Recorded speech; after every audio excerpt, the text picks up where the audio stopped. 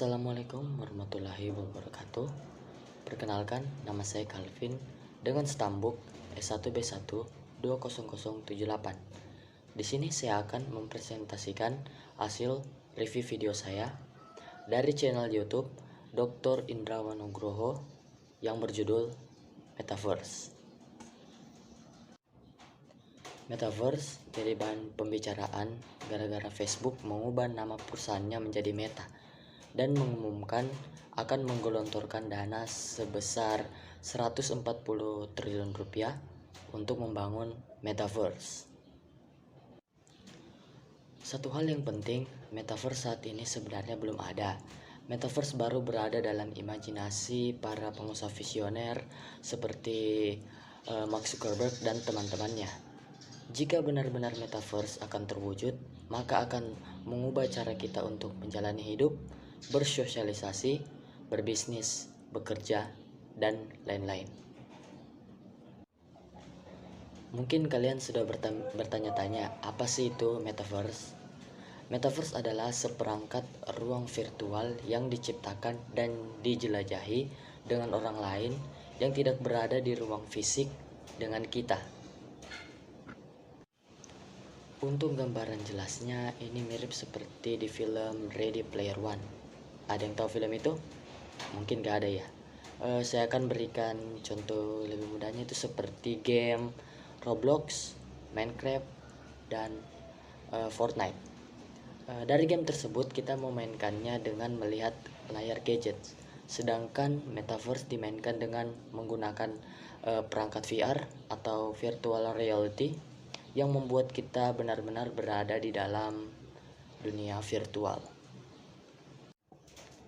Untuk bisa masuk ke dunia Metaverse, ada beberapa langkah yang perlu kita lakukan.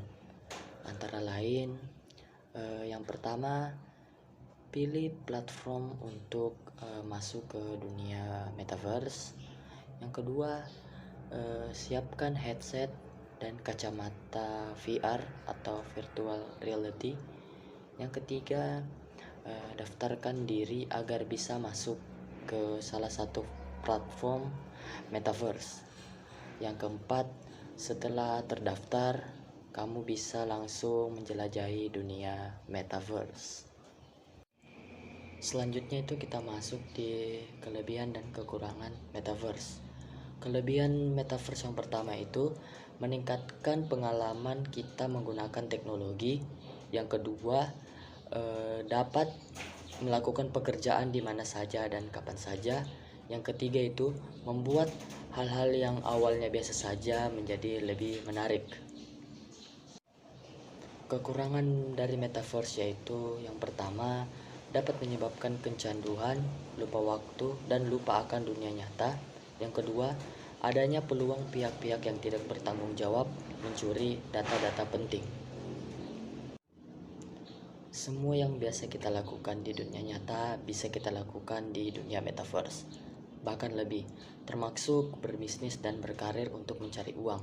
Di Metaverse, kita bisa membeli tanah, mobil, rumah, baju,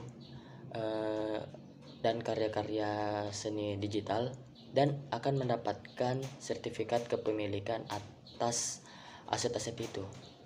Aset itu atau barang itu akan selalu ada dan tetap menjadi milik kita selama kita tidak menjualnya ke orang lain. Adapun sejarah-sejarah perkembangan Metaverse di dunia. Pada tahun 1989 munculnya internet, 1992 pertama kalinya istilah Metaverse muncul, 2003 peluncuran Second Life, 2006 Roblox diperkenalkan di publik, 2009 munculnya Bitcoin, 2011 konsep Metaverse muncul kembali, 2014 produksi Oculus, 2015 rilisnya Decentraland, 2016 munculnya permainan Pokemon Go, 2017 munculnya Fortnite, 2018 Axie Infinity, 2021 perkembangan Metaverse melalui dua perusahaan teknologi. Itulah tadi materi tentang Metaverse. kiranya kalian dapat mengerti dan dipahami. Selanjutnya saya akan mempresentasikan hasil review video saya dari channel YouTube Renal Kasali yang berjudul Kolaborasi Cara Penting Dalam Bekerja. Kalian pasti bertanya, apa sih itu kolaborasi?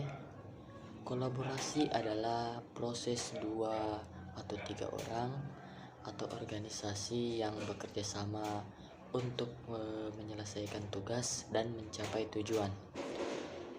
Jadi kolaborasi ini muncul karena adanya efek disrupsi digital. Itu yang pertama. Yang kedua, karena adanya pandemi. Pandemi ini memaksa banyak sekali orang yang harus bekerja di luar perusahaan, work from home.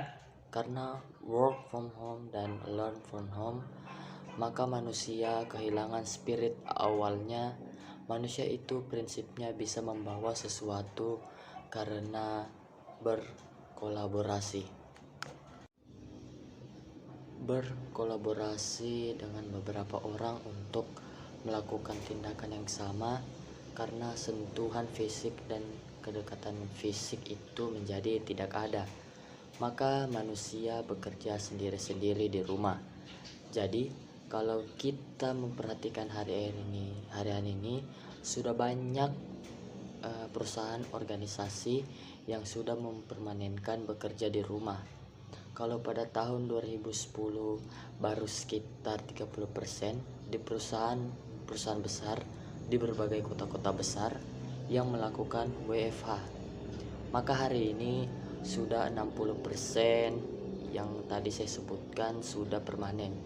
Jadi bukannya sebentar akan timbul untuk membuat persoalan bagaimana ini bekerja, tetapi kolaborasi sangat penting.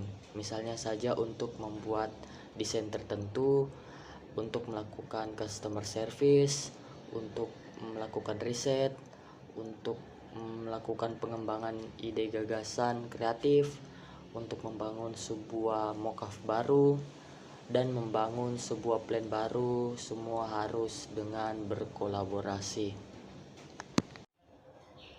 Jadi bagaimana melakukan kolaborasi?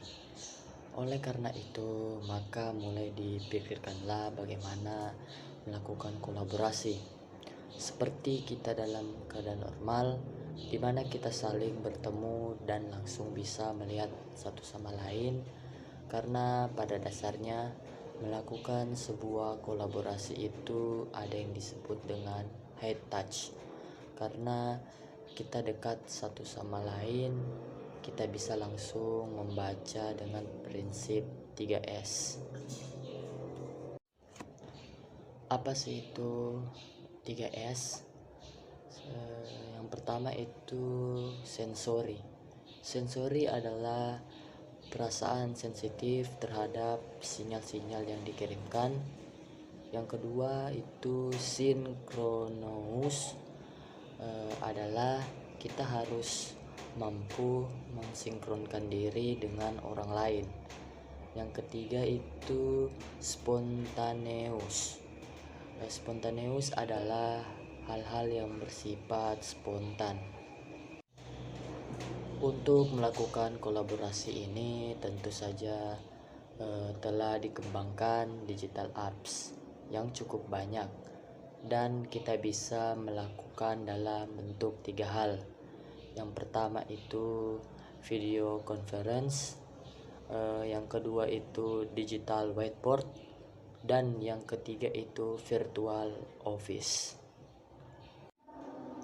Jadi pentingnya kolaborasi dalam bekerja.